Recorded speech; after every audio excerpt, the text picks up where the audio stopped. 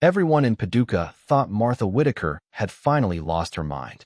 A widowed farmer already struggling to keep her land, she spent nearly everything she had on 18 mules nobody else wanted, then marched them toward 96 acres of swamp that had defeated farmers for nearly 40 years. Her neighbors laughed. One wealthy farmer even predicted she'd lose everything before spring. But Martha had noticed something beneath the mud that everyone else had missed. And when those unwanted mules began uncovering it, an entire county would discover just how wrong they had been. The October sky over western Kentucky hung pale and low, and a cold wind moved through the yellowing fields outside Paducah. 3 days of rain had left wagon ruts shining with mud and Clark's Creek swollen beneath the bare sycamores. Martha Whitaker stood beside the livestock pen with $612 missing from her savings and 18 reasons for the entire county to call her a fool. At 42, Martha was a large, broad-framed woman, 5 feet 7 inches tall, with strong shoulders softened by years of hard meals and harder work. Her chestnut brown hair had begun showing gray above the temples and was usually twisted into a practical knot behind her head. Wind and Kentucky summers had browned her fair skin and drawn fine lines around steady hazel eyes. She had never been beautiful by Paducah's preferred definition of the word, and after Samuel died, she had stopped wasting energy wondering whether anyone thought she should be. Samuel Whitaker had been dead for years. Pneumonia had taken him after a wet November harvest, beginning with a cough he insisted was nothing, and ending 12 days later with Martha sitting beside their bed listening to his breathing grow quieter. They had never had children. What remained was a weathered farmhouse, a leaning barn, 146 acres, a mortgage that arrived with perfect punctuality, and silence at the supper table. Martha had learned that grief did not excuse a person from feeding livestock or repairing fences. It simply followed along while the work was being done. Now 18 mules stood before her, recently sold from a logging operation that had closed farther south. Some were old. Several were thin. 2 carried harness scars across their shoulders. One nervous gray gelding kept turning in circles, as though convinced an exit might appear if he searched long enough. None possessed the polished appearance that attracted serious buyers. Martha had bought the entire lot. By noon, Walter Briggs knew. Walter owned more than 500 acres adjoining the northern edge of Martha's property. He was 51, tall and square through the chest, with iron-gray hair combed carefully back from a broad forehead and a trimmed mustache that made his already narrow mouth seem narrower. Years of successful harvests had given him the calm confidence of a man accustomed to having his judgment confirmed. He was courteous when courtesy cost nothing, generous when generosity reinforced his position, and almost incapable of imagining that someone poorer than himself might understand something he did not. He arrived on horseback shortly after 2:18, he asked. Martha continued examining a mule's hoof. That's generally what comes after 17. Walter almost smiled. I'm serious. So am I. He dismounted and surveyed the animals. Logging rejects. Logging mules. Same difference once the company doesn't want them. Martha straightened slowly. Her lower back protested, as it had most mornings since the previous winter. She ignored it. Walter glanced toward her barn. People are buying tractors, Martha. Briggs Farm will probably have another one by spring. And you're spending good money going backward. There it was. Not cruelty exactly. Something Martha had come to dislike more. Certainty disguised as concern. Walter lowered his voice. That mortgage isn't getting smaller because you're stubborn. Her stomach tightened because this part was true. She had enough money for the November payment. January would depend on what she could sell before Christmas. The 18 mules had consumed savings she had spent years building. Some nights, she calculated the same numbers 3 times, hoping arithmetic might become kinder through repetition. It never did. I've told you before, Walter continued. I'd buy the place. You could keep the house and 5 acres around it. No shame in that. Martha looked beyond him toward the south. Beyond the pasture, the land dropped gradually toward Clark's Creek and 96 acres of dark bottomland known locally as Widow's Bottom. The name predated Martha. Nobody agreed where it came from. Everyone agreed about what the land was worth. Almost nothing. The soil beneath the sedge was black and deep, built from generations of creek sediment and decaying vegetation. But the water table sat high, and machinery sank with humiliating efficiency. 15 years earlier, A neighboring farmer had buried a steam tractor nearly to its axles there and required 6 horses and 2 days to recover it. Walter followed her gaze. "Don't tell me this has something to do with that swamp." Martha said nothing. That silence carried her backward 11 years, to a spring afternoon when she and Samuel had encountered a logging wagon stuck on a muddy road after heavy rain. For men had argued around the wheels while an old brown mule waited in harness. When finally ordered forward, the mule had done something Martha never forgot. It hadn't charged. It tested. One hoof forward. Pause. Another slightly left. Pause. The animal seemed to read the mud through its feet, searching until it found a narrow seam of firmer earth invisible beneath the water. Then it shifted sideways, planted itself, and pulled. The wagon came free. Samuel had laughed afterward. "That mule's smarter than all 4 men combined." Martha had laughed too, but she remembered the feat. Machines followed direction. A good mule could question the ground. Now she looked at the 18 animals standing in her pasture. "I appreciate your concern, Walter." His expression changed slightly. He knew dismissal when he heard it. "You'll run yourself broke, proving a point." "Then I suppose it'll be my point to prove." Walter put his boot into the stirrup. "My offer won't stay open forever." Martha watched him right away. Only after he disappeared beyond the cottonwoods did she allow the fear to surface. What if he was right? $612. 18 mouths through winter. A mortgage. A failing barn roof. And 96 acres generations of farmers had abandoned. She closed her eyes briefly. Then something warm touched her sleeve. Martha turned. An older dark bay mule had approached without her noticing. She was perhaps 15 years old, heavy through the chest but slightly hollow along the flanks, with long ears marked by old scratches and a white stocking on her left hind leg. Her brown eyes were unusually calm. She did not nudge Martha for food. She simply stood beside her. Martha walked toward a muddy depression near the trough. The mule followed. At its edge, the animal stopped. She lowered her head, shifted one forehoof several inches to the right, tested the ground, then stepped. Martha stopped breathing for a moment. The movement was almost identical to what she remembered from 11 years earlier. Careful, questioning, feeling before committing. "Well," Martha whispered. The mule turned one long ear toward her. Martha looked south toward Widow's Bottom, where the evening mist was beginning to gather above 96 acres of supposedly useless earth. Then she looked back at the mule. "I think I'll call you Grace." Grace blinked slowly. Behind them, 17 unwanted mules wandered through the autumn pasture, while somewhere beyond the hill Walter Briggs was probably telling someone that Martha Whitaker had finally lost her senses. Martha rested one hand against Grace's neck. Perhaps she had.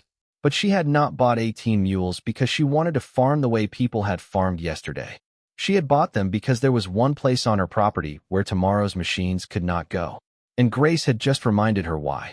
Winter taught Martha that buying 18 mules had been the easiest part. Teaching them to work together was something else entirely. By December, the pasture outside the barn had been divided into smaller training lots, and every morning before tending the rest of the farm, Martha spent 2 hours learning what each animal would tolerate, resist, or understand. Grace required almost no correction. She was deliberate and economical, never wasting strength when a quieter movement would accomplish the same thing. Others tested Martha constantly. The worst was Copper, a 5-year-old sorrel gelding with a pale muzzle, powerful hindquarters, and the bright, troublesome eyes of an animal whose curiosity consistently arrived several minutes before his judgment. He escaped twice in December. The second time, Martha found him standing triumphantly in her kitchen garden with half a row of winter cabbage reduced to green wreckage around his hooves. "You're becoming expensive," she told him. Copper chewed. Martha repaired the fence. She never struck him. Samuel had taught her years earlier that frightened animals often obeyed quickly and learned slowly. Martha wanted something more durable than obedience. She wanted judgment. So she gave Copper small hauling jobs, repeated commands without anger, and paired him with Grace whenever possible. Grace tolerated his foolishness with the exhausted dignity of an elderly schoolteacher assigned an unusually energetic child. By January, Copper could pull a loaded sled without fighting the traces. By February, Martha could stop 4 animals with a word. Winter itself remained wet and disagreeable. Cold rain hardened into frost at night, thawed by afternoon, then turned the farmyard into brown paste again. Martha's savings narrowed with every sack of feed. Walter Briggs did not return, but his prediction remained with her whenever she opened the account book. Then, during the final week of February, the temperature climbed just enough to soften the frozen ground. Martha took Grace toward Widow's Bottom. She carried an 8-foot hickory pole sharpened at one end and wore her heaviest boots. The lowland looked lifeless beneath the gray morning. Flattened sedge, bare willow, shallow pools reflecting the colorless sky. Clark's Creek moved beyond the trees, swollen but contained. 30 yards in, Martha's boot sank almost to the ankle. Grace stopped. Martha pulled free and tested ahead with the pole. Soft. She shifted left. Still soft. Grace, however, moved right. The mule lowered her head and placed one hoof forward. She withdrew it, moved several inches farther right, and tried again. This time she committed her weight. The ground held. Martha followed. For the next 20 minutes, something strange happened. Grace did not travel directly toward the creek. She followed a gentle curve through the bottomland, sometimes drifting several yards from the obvious route before correcting again. Martha began probing wherever Grace stepped. Mud for 8 inches. 10. Then resistance. She moved 3 feet sideways and pushed again. The pole sank almost twice as deep. Martha returned to Grace's track. Resistance. She scraped away the dead vegetation with her boot. Nothing appeared except black mud, but whatever lay underneath formed a narrow, continuous band. She followed it nearly 300 yards before stopping. Her hands had begun trembling, and not entirely from cold. This wasn't naturally firm ground. Someone had built something here. Martha returned to the barn before noon and climbed the narrow ladder into the loft. Dust coated the rafters. Beneath an old horse blanket sat a cedar trunk that had belonged to Samuel. She had avoided opening it for nearly 2 years because grief had an inconvenient habit of hiding inside ordinary objects. The hinges complained when she lifted the lid. Samuel's winter coat lay on top. Martha touched the sleeve and immediately remembered his hands warming themselves around a coffee cup. For several seconds, she nearly closed the trunk. Instead, she continued searching. Beneath tax receipts, harness catalogs, and folded property papers was a narrow leather notebook she recognized as belonging to Samuel's father, Elias Whitaker. Elias had died before Martha married into the family. From Samuel's stories, she knew him as a lean, sharp-faced surveyor with a reddish beard that had turned almost entirely white by middle age. A patient man who measured twice because he distrusted both memory and haste. He had spent years recording property boundaries and watercourses throughout western Kentucky. Martha carried the notebook downstairs. Most pages contained measurements she barely understood. Then she reached a faded sketch labeled South Bottom, 1876. Her pulse quickened. A curved line crossed the field. A service road. It matched Grace's path. But underneath it Elias had drawn something more important. Several narrow lines converging toward Clark's Creek. Martha leaned closer. Drain tile. Clay drainage tile had been laid beneath Widow's Bottom decades before anyone Martha knew had tried farming it. Near the northern branch was a small cross. Beside it, Elias had written, "North collector damaged after the flood of '79. Field abandoned before repair." Martha read the sentence again. Then a third time. She spread the property map beside the notebook and traced the drainage lines with one finger. Everyone had assumed Widow's Bottom was naturally useless because it stayed wet. But what if that wasn't true? What if the field had once drained? What if the road existed because workers needed access to maintain the buried system? And what if nearly 96 acres had been abandoned not because the entire system failed, but because one section had? Outside, Copper kicked an empty bucket across the barnyard with considerable enthusiasm. Martha barely heard him. For almost 40 years, people had been looking at the water. Nobody had asked why it remained there. She closed Elias's notebook, put on her coat, and walked back toward the barn. Grace stood beside the fence. Martha stopped in front of her. "You didn't find a way through the swamp," she murmured. Grace watched her calmly. "You found the road." Beyond them, Widow's Bottom lay dark beneath the February sky, keeping its secret exactly where Elias Whitaker had left it, under the ground. By the middle of March, Martha had uncovered nearly half a mile of the forgotten service road. The work was slow enough to punish impatience. She cut blackberry canes, cleared fallen limbs, and marked every stretch where the buried surface remained firm. Grace worked beside 3 of the strongest mules, hauling brush uphill on a wooden drag while Copper was assigned lighter loads until Martha trusted his enthusiasm not to become catastrophe. The deeper they went into Widow's Bottom, the more clearly the old road revealed itself, not as something visible, but as a narrow spine of firmness beneath the wet earth. Henry Cole found her there one cold afternoon. Henry was 68, short and wiry, with a narrow, weathered face, deep-set blue eyes, and a white beard clipped close beneath a crooked nose broken years earlier by a frightened horse. He farmed 80 acres 2 properties east and had the quiet manners of a man who had learned that listening usually cost less than talking. Losing his eldest son in a sawmill accident 15 years earlier had made him gentler rather than bitter. He rarely offered advice unless someone asked. He stood at the edge of the cleared path, leaning on a walking stick. "Well," he said, "I'll be damned." Martha wiped mud from her gloves. "Depends what for." Henry pointed toward the road. "My father told me there used to be a way through here." Martha became still. She showed him Elias's notebook. Henry studied the drawing, then nodded slowly. "Daddy said this bottom grew corn shoulder-high before the flood of '79. Said the drainage was better than fields twice as high." Did he know what failed? No, but I know somebody who might. 2 days later, Henry drove Martha 15 miles west to meet Amos Reed. Amos was 74 and looked as though age had removed everything from him except bone, tendon, and stubbornness.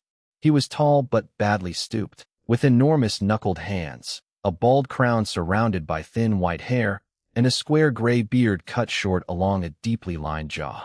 Arthritis had ended his working years, but 38 years laying clay drainage tile had left him with an almost irritating confidence about water. He had little patience for speculation, and even less for people who confused age with uselessness. He studied Elias's drawing for nearly 10 minutes. "Good survey," Amos finally said. "My father-in-law's father. He understood fall." Martha frowned. "Grade," Amos explained. "Water doesn't care what you hope it'll do. Give it fall, it'll move." He tapped the northern collector line. "If these tiles weren't crushed, they may still be down there. Clay doesn't rot. Find a junction. Find whether the outlet still has fall. Then we'll know." Amos agreed to come the following Monday. For 3 days they probed the field. Martha worked the hickory rod while Amos directed from firmer ground, reading distances from Elias's sketch. Henry helped measure. On the second afternoon, Martha's rod struck something hard approximately 2 feet down. Not stone. Hollow.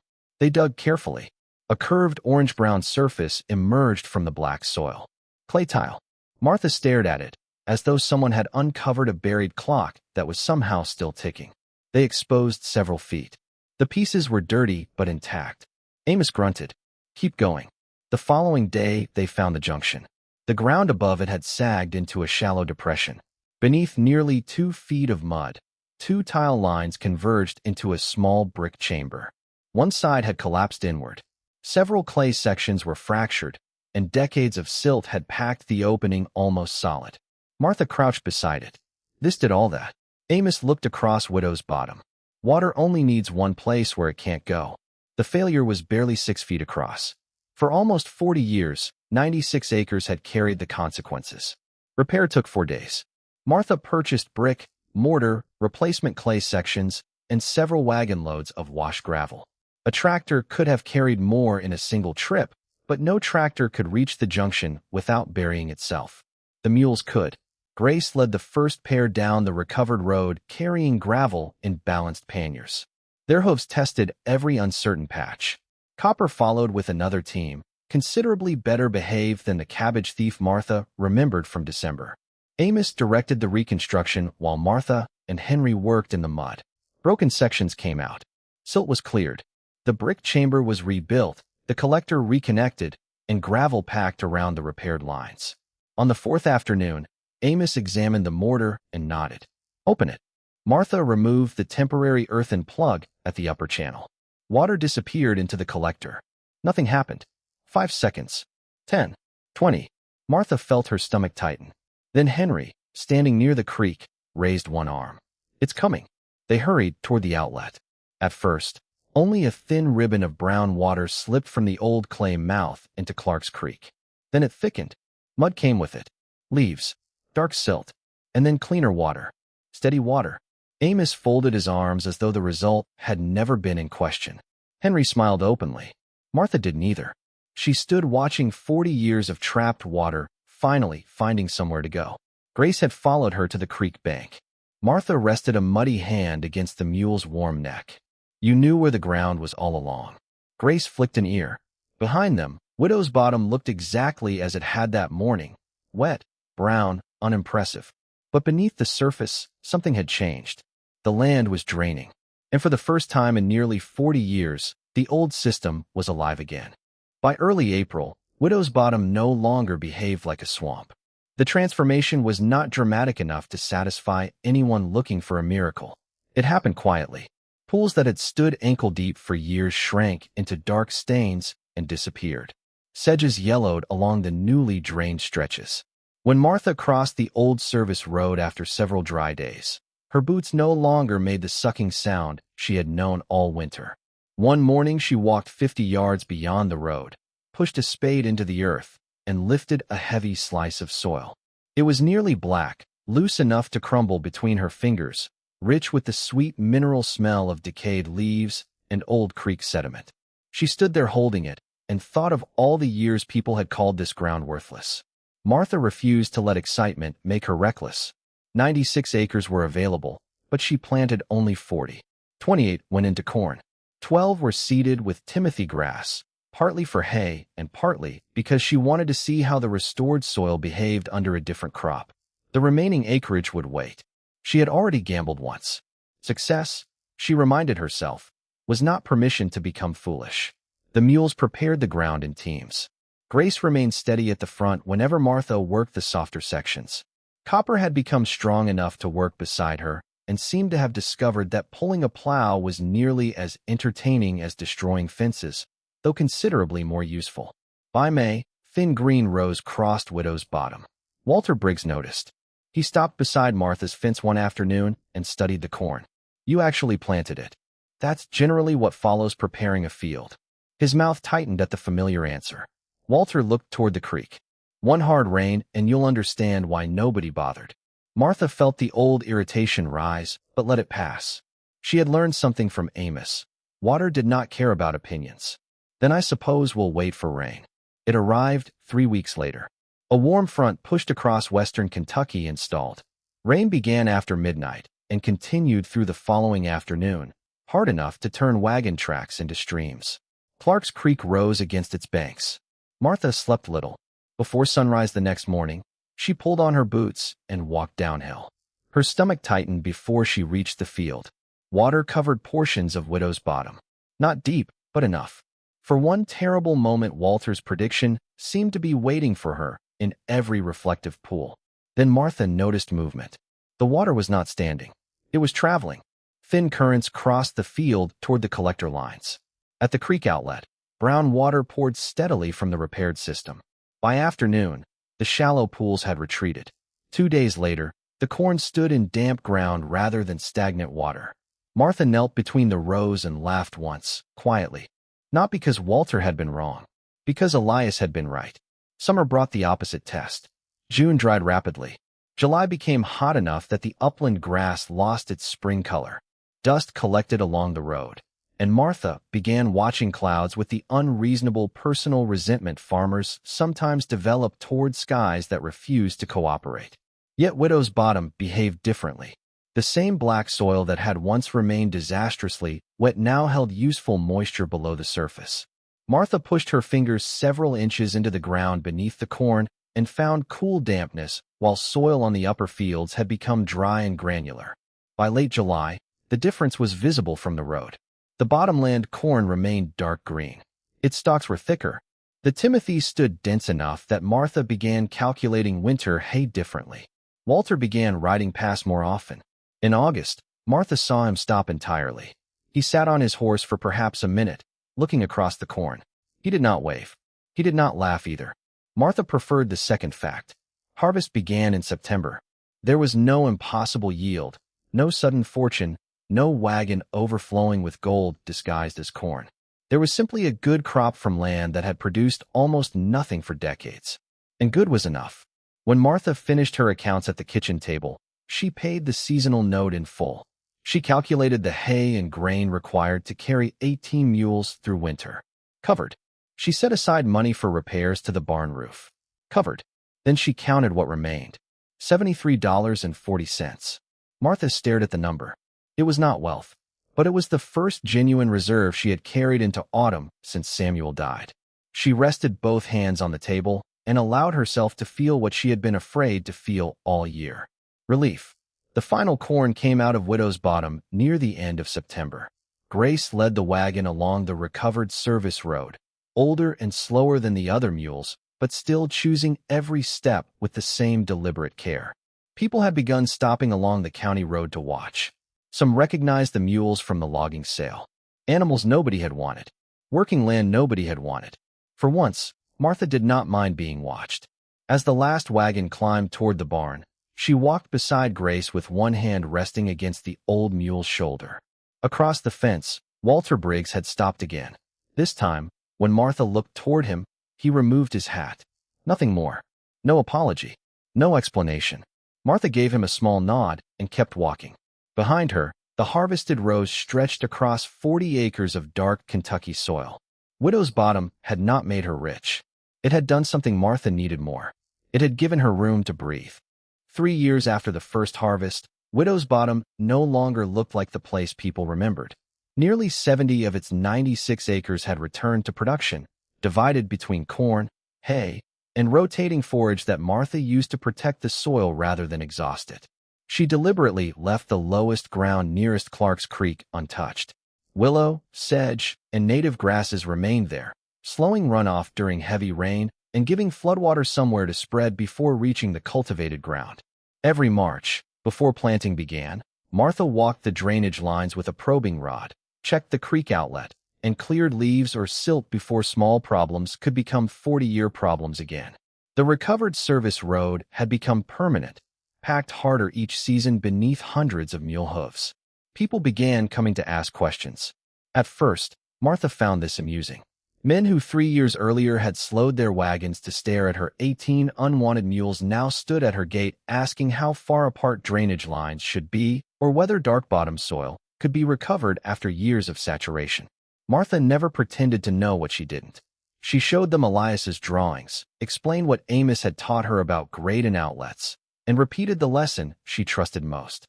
Find out why the water stays before you decide how to move it. Walter Briggs waited longer than everyone else.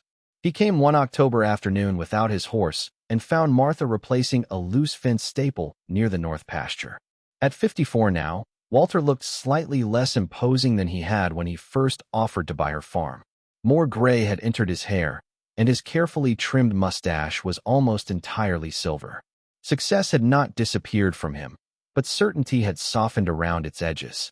2 wet springs had recently damaged a low field on the eastern side of his own property, and experience had begun teaching him what Martha never could. Owning more land did not mean understanding every acre of it. He stood beside the fence for some time.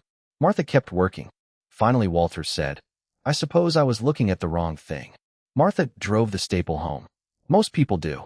He glanced toward the mules grazing beyond them. I was looking at what those animals cost. And I was looking at where they could go. Walter nodded. That was as close to an apology as Martha expected, and perhaps as close as Walter knew how to make one. By the 5th year, the farm mortgage that had once dictated nearly every decision Martha made had been reduced to a final manageable balance. She had not become wealthy. The farmhouse still needed paint.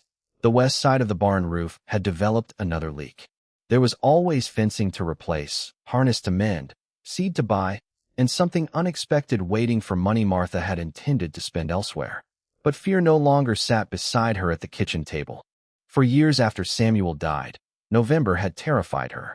Harvest income would be counted, winter expenses estimated, and then came the question she hated most. What would she have to sell if the numbers did not work? Now she could calculate winter feed without tightening her jaw. She could order seed without wondering whether doing so would endanger the mortgage payment. She had enough. That word had become more beautiful to Martha than rich ever sounded. Time had changed the mules too. Grace was approaching 20. Her dark bay coat had become flecked with gray around the muzzle and eyes, and stiffness entered her hind legs on cold mornings. Martha had retired her from heavy pulling. Grace still followed teams toward Widow's Bottom occasionally. Apparently unconvinced retirement was a legitimate occupation, but most days she remained near the home pasture. Copper was 10 and had become one of Martha's strongest animals. He was also still Copper. One November afternoon, Martha watched him circle a trough twice, inspect an empty feed barrel, push it over for reasons known only to himself, then look toward her as though the barrel had fallen through an administrative failure for which he bore no responsibility. Martha laughed. The sound surprised her. 5 years earlier, there had not been much laughter left in the farmhouse. That evening, the first real cold of the season settled across western Kentucky. Martha stood beside the pasture fence while 18 mules moved through the fading light. Some were slower now. A few had scars that had whitened with age. They were still the animals nobody had wanted. Grace came to the gate. Martha rubbed the old mule between the ears before returning to the house. She lit the kitchen lamp and brought Elias Whitaker's leather notebook from the shelf. The page containing the 1879 drainage note had grown fragile from handling. North collector damaged after the flood of 79. Field abandoned before repair. Martha studied the words. Then she picked up a pencil. Beneath them, in her own careful handwriting, she added, "The land was never worthless. We simply stopped listening to what it was trying to tell us." She rested the pencil beside the notebook. The same could have been written about the mules. Perhaps, in some uncomfortable way, it could have been written about her. People had looked at a widowed woman struggling beneath a mortgage and seen failure approaching. They had looked at 18 discarded mules and seen animals belonging to yesterday. They had looked across 96 acres of mud and standing water and seen nothing worth saving. Martha had looked longer, not because she possessed some extraordinary gift, but because hardship had taught her not to waste what still had usefulness in it. Sometimes life did not give people something new. Sometimes it asked them to look again at what remained. Outside the window, Grace stood quietly near the gate. Beyond her, Widow's Bottom disappeared into the November darkness, its buried clay lines carrying water toward Clark's Creek exactly as they had been designed to do generations earlier. The answer had been there all along. It had simply needed someone patient enough to uncover it. Sometimes, God does not perform a miracle by placing something new in our hands. Sometimes, He simply helps us recognize the value of what has been there all along. Martha spent years believing Widow's Bottom was 96 acres of useless ground. Her neighbors saw mud, standing water, unwanted animals, and a widow struggling to hold on to a farm that seemed determined to defeat her. But beneath that mud, the answer was already waiting. The old road was there. The drainage lines were there. The rich soil was there. Even Grace, the aging mule nobody else wanted, already possessed exactly the ability Martha would need to find the way forward. Perhaps God works in our lives like that too. We often pray for Him to send us something new. A new opportunity, more money, better circumstances, a different job, a restored relationship, a second chance. We ask Him to remove the difficult ground beneath our feet because we cannot imagine anything good growing there. But sometimes God's answer does not arrive from somewhere far away. Sometimes it is already hidden inside what remains. Maybe it is wisdom your parents gave you years ago that you finally understand today. Maybe it is a talent you stopped believing mattered.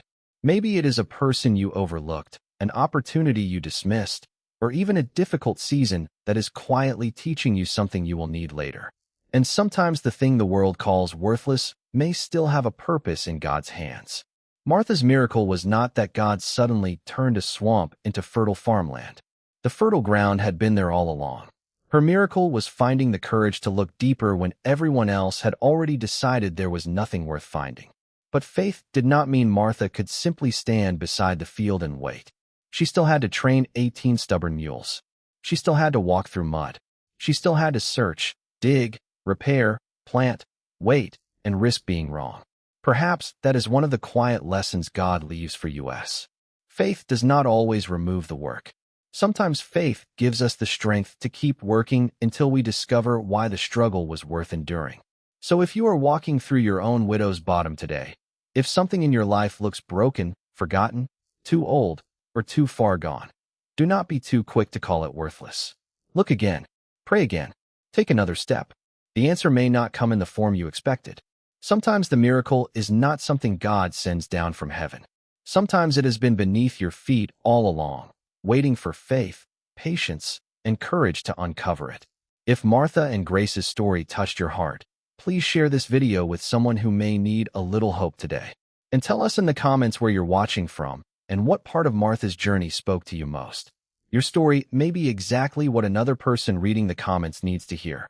If you believe stories about faith, perseverance, second chances, and the quiet ways God works in ordinary lives still matter, please subscribe to the channel and become part of our community. May God bless you and your family. May He protect your home, strengthen you through every difficult season, and give you wisdom when the road ahead seems hidden. And above all, may God give you the faith to keep looking, because what appears worthless today may still be carrying tomorrow's miracle. Amen.